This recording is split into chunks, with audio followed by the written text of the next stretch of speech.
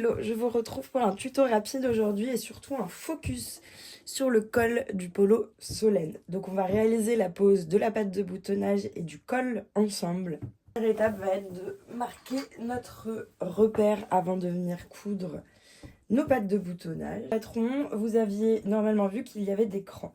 Donc moi j'ai marqué les deux, en vrai un seul suffit. Et à la base de ce cran, on va venir tirer un trait de 18,5 cm. Voilà, notre repère est marqué. Rapidement, avant d'épingler nos pattes de boutonnage, pattes secrets, on va venir les repasser et on va venir sur chacune d'entre elles, sur un des bords les plus longs, on va venir marquer un petit repli d'1 centimètre. Bon, il y a de grandes chances, surtout avec des matières mailles comme ça, qui s'effacent au moment de la couture, mais au moins il sera pré-marqué. Pour info, j'utilise un French Terry de chez les Coupons de Saint-Pierre, en 2 couleurs. Donc voilà, nos petites pattes de boutonnage sont toutes prêtes. On reprend du coup son t-shirt. Cette fois-ci, on positionne l'endroit face à soi. Je le reporte délicatement à l'avant. Donc on a reporté notre trace à l'avant. On va venir positionner sur notre cran bord à bord avec notre marquage la plus grande patte de boutonnage. Et idem avec la petite. On va venir marquer un repère à 4 et à 2 cm du bas.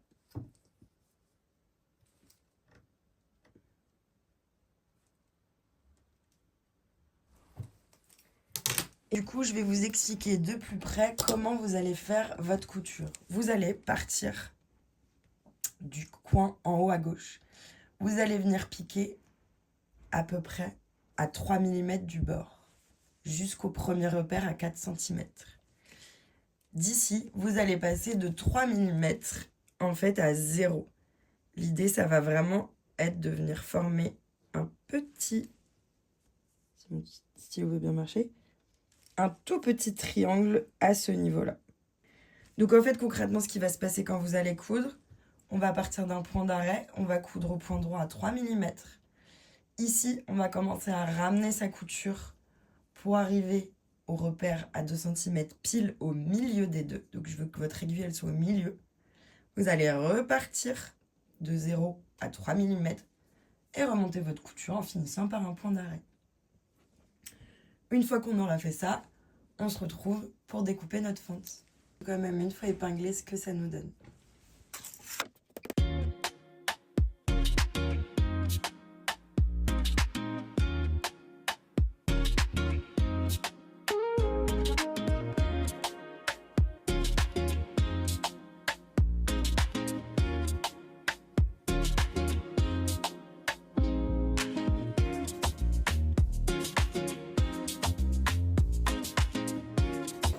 Et là, je me rapproche gentiment du milieu. Parfait. Je lève mon pied, je tourne mon ouvrage et on repart de l'autre côté. On s'écarte gentiment jusqu'à atteindre le repère. Et là, je me remets bien droit.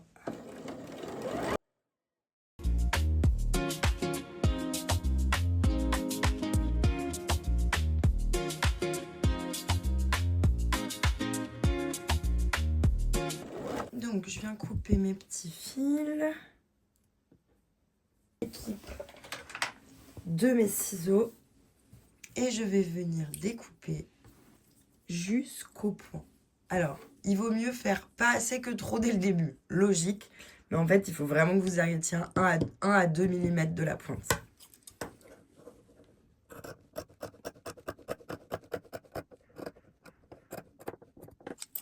Super. On va pouvoir passer les pattes de boutonnage de l'autre côté. Un peu le moment. vraiment satisfaisant. Je vous conseille quand même directement là d'aplatir votre couture. Encore une fois, tout doit être le plus à plat possible. Donc ma plus grande patte, hop, je la passe de l'autre côté.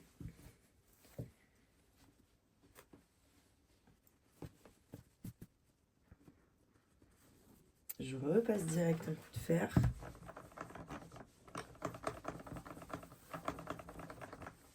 Tout de suite la même chose avec la plus petite.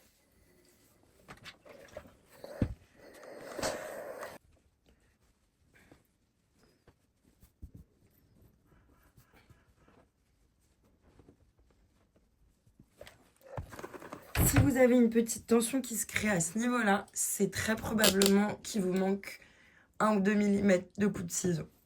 Ce qu'on obtient du coup sur notre envers, et moi je pense que je peux encore mettre un petit millimètre. Parfait, nickel. Donc on va, une fois n'est pas coutume, remettre un coup de fer de ce côté-là. On va venir rapidement sécuriser la plus petite patte pour qu'elle ne bouge pas. Donc j'ai directement bloqué ma patte de boutonnage, donc la plus petite. J'ai bien formé un beau repli au fer et je la positionne juste comme ça pour qu'elle ne bouge pas. Les épingles ne serviront pas à coudre. On passe ensuite à la plus grande patte de boutonnage et donc en fait celle-ci elle va venir ressortir. Donc hop là, on va venir positionner notre repli sur la première couture qu'on a effectuée. Je vais me la rabattre vers l'intérieur, ce sera plus simple. Voilà. Je vous dis, on n'hésite pas sur le fer à repasser. Hein. Et pareil, je vais pas la coudre tout de suite, mais moi ça va me faciliter la vie sous la machine. Sûr que ça bouge pas. Donc on va venir faire une couture ici à 2 cm. On va venir du coup sécuriser ces deux pattes ensemble. Hop, voilà, l'idée c'est vraiment qu'elles soient bien alignées les unes au-dessus des autres. Je vais coudre à 2 cm et je vais surjeter ma couture pour une finition nickel. Précision, on ne coud que les pattes de boutonnage. On passe pas droit direct là-dessus. C'est après qu'on va le faire en faisant le petit rectangle de l'autre côté.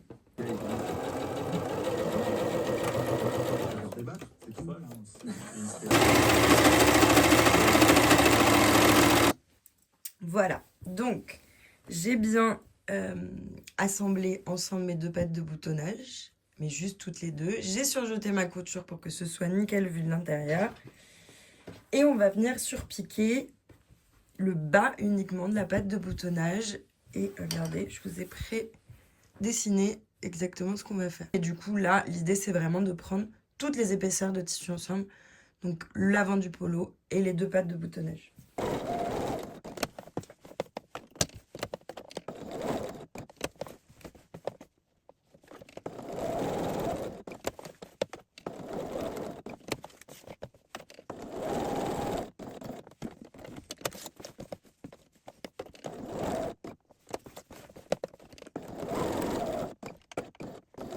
Voilà, notre petit rectangle est cousu. On va tout de suite passer à l'assemblage du devant et du dos pour pouvoir poser notre colle.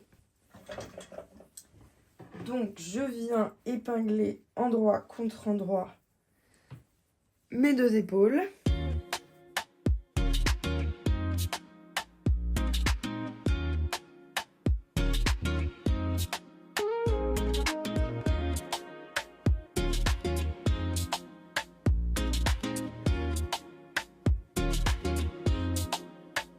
Donc, je passe ça à la surjeteuse. Je vais également découper mon biais, puisqu'une fois que mes épaules seront assemblées, je vais pouvoir calculer mon tour d'encolure. Et je vais directement dans le même French Terry découper une bande de 4 cm fois mon tour de cou, puisque je vais en avoir besoin pour finir mon col.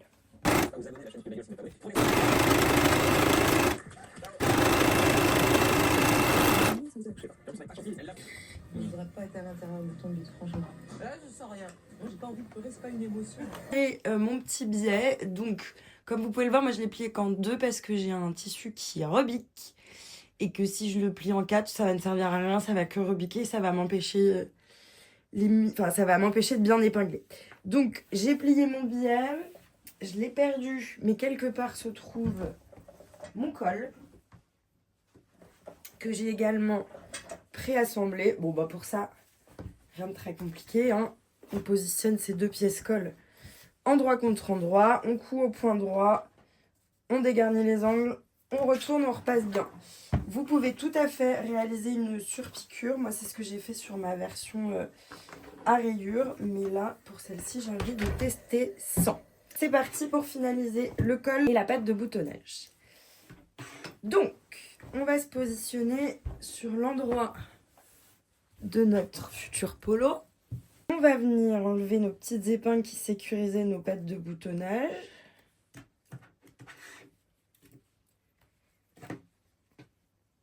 On vient chercher son milieu dos. Et on va tout de suite l'aligner avec notre milieu col, endroit contre endroit. Donc en fait, je viens mettre mon col comme ceci. Donc je commence par épingler mon dos. Je fais bien attention à bien aligner tous mes tissus, que je ne me retrouve pas avec un trou après.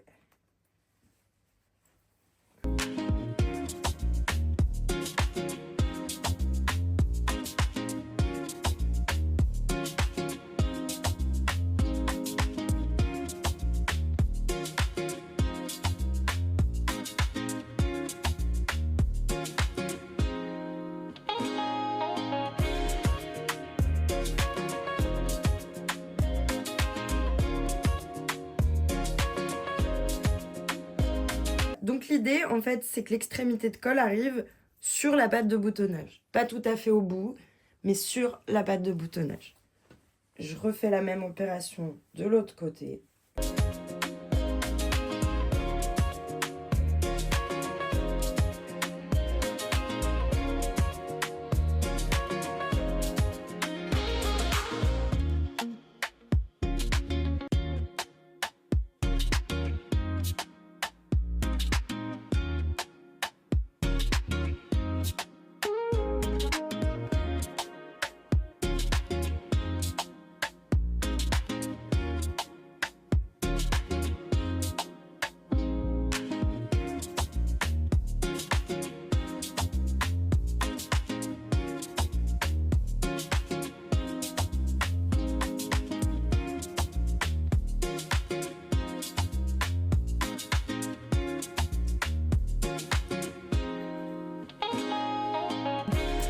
Donc, maintenant que vous avez bien épinglé votre petit col bord à bord, on va venir rabattre les pattes de boutonnage. Donc, on se sert des plis qui sont déjà présents, qu'on a bien marqué tout à l'heure. Et on n'oublie pas le petit repli. C'est ce qui va faire, encore une fois, qu'on va avoir une finition nickel. Hop! Je fais pareil sur la petite, patte de boutonnage. Donc là, vraiment, on aligne bien.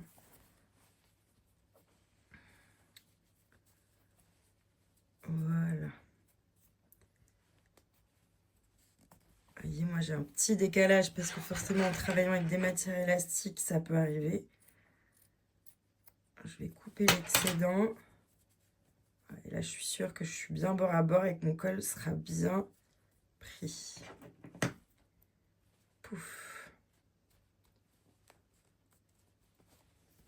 Voilà ce que ça nous donne.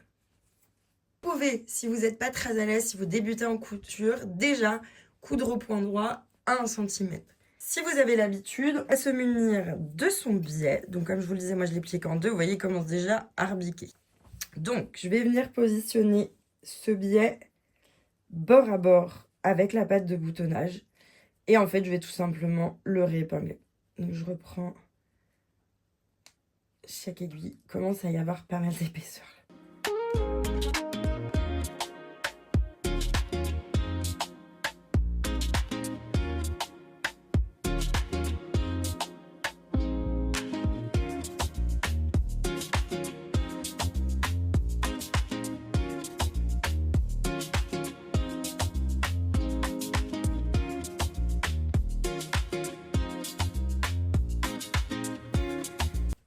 Bah, attendez, j'en ai enlevé une en voulant vous montrer mon sublime épinglage.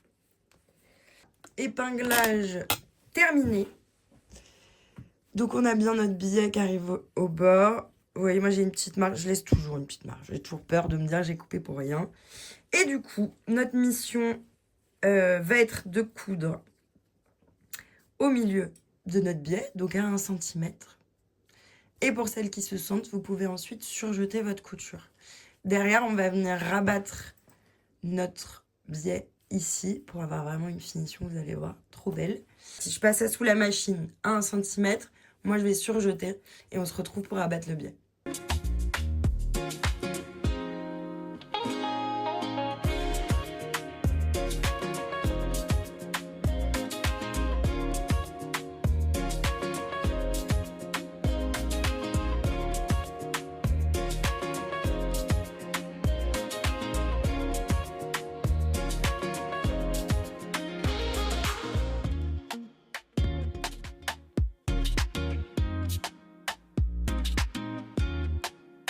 Voilà ce que ça nous donne une fois notre billet posé sur un côté. Donc vous voyez, moi je suis venue surjeter ma couture, battre notre billet.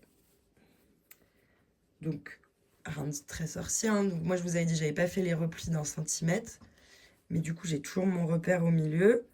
Donc je vais venir plier, je vais venir rentrer ma marge de couture et replier mon billet par-dessus. Alors pour le moment, vous allez voir, je vais juste sécuriser avec des pinces le temps de retourner mon billet tout du long. Et après on l'épinglera.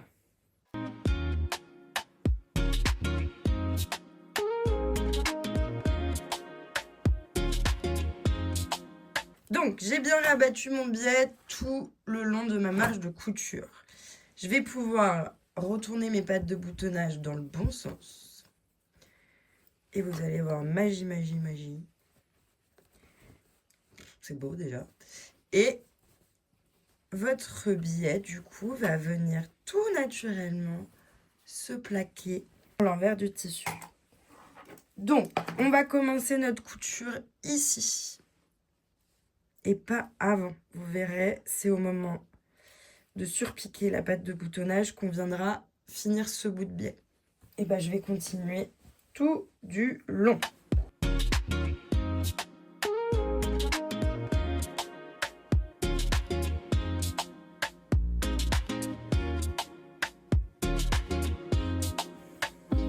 Donc pour finir, on va faire la même chose avec l'autre patte de boutonnage.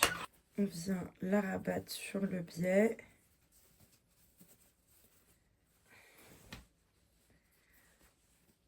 Et voilà. Et pareil, on ne va pas coudre cette partie-là. Donc je vais me l'indiquer avec une petite épingle dans ce sens-là. Idem, hein. Du coup, ce sera marqué au moment de la surpiqûre de devant.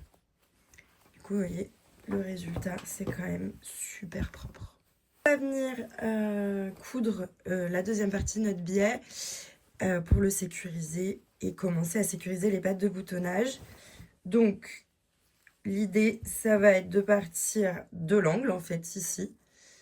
Tout le tour de l'encolure jusqu'ici.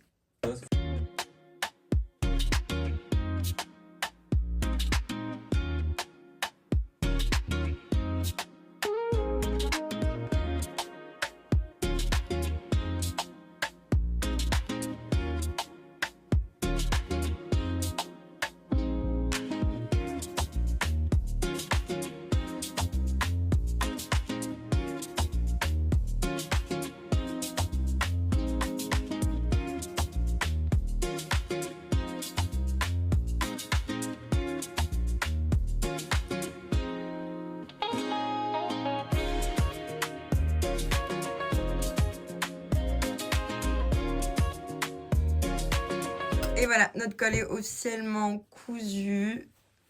C'est vraiment très propre. Il nous reste 2 coutures à effectuer pour finir ce col. Ça va être du coup de venir coincer notre rabat avec une surpiqûre le long de la patte de boutonnage. Et ici, identique, on va venir enfin fixer notre pli. Et du coup, pareil ici, on va venir piquer à 2 mm du bord sur notre rabat d'1 cm pour finir la patte de boutonnage.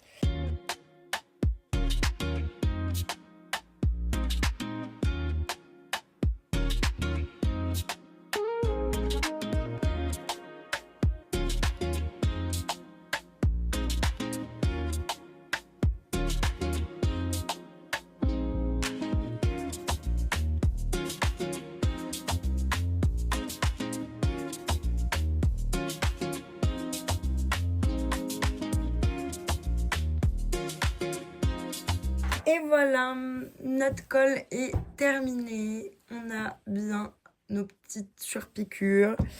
Bien entendu, il faudra faire votre boutonnière. Donc, 3 ouvertures qui sont prévues de ce côté. La couture du bouton qui est prévue juste ici. Moi, je vais enchaîner du coup sur le reste. Je vous invite à suivre le livret. C'est vraiment hyper simple. Vous allez coudre vos manches, puis vos côtés. Donc vraiment rien de très compliqué. Pour ma part, je suis partie sur les finitions avec les poignets. Donc je pense que ça va être canon. Hâte de voir la tête de mon copain quand je vais lui offrir. J'espère que c'était clair, que ça vous a permis de terminer votre polo Solène. Je vous fais des bisous et je vous dis à la prochaine pour un nouveau tuto.